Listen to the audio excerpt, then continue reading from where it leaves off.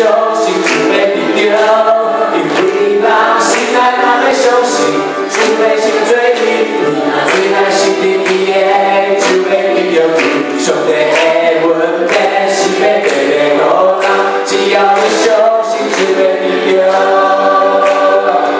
上帝问题是要带来互人，只要你相信主要得着。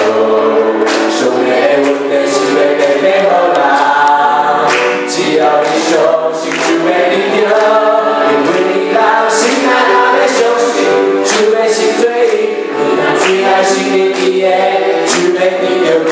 上帝的问题是要带来互人，只要你相信主要得着，因为人心内若要相信，主要是做你，你若最爱心里伊的，主要得着你。上帝的问题是要带来互人，只要你相信主要得着。人心内若要相信，主要是做你，你若最爱心里伊的，主要得着你。上帝的问题是要带来互人，只要你相信主要得着。因为人心内若要相信，主要是做你，你若最爱心里伊的，主要得着你。上帝的问题是要带来互人，只要你相信主要得着，只要你相信主要得着，只要你相信主要得着，只要你相信主要得着。爱上帝，有天是带来互咱。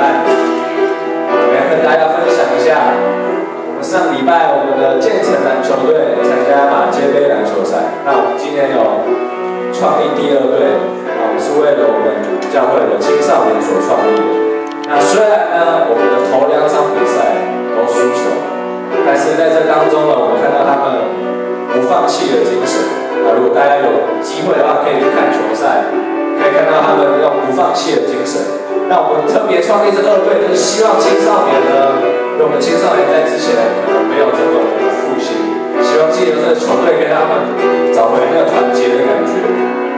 在这当中，我感觉到主的恩典都在里面，因为他们透过这个球赛，他们的确团结在一起，那让他们彼此更认识。那我们希望在1队和2队能够透过这个球赛，将我们认识主耶稣的福音，将它传扬出去。那在这当中，虽然我们会有时候可能输球，没关系，是跟我们的生命一样，有时低，有时是高。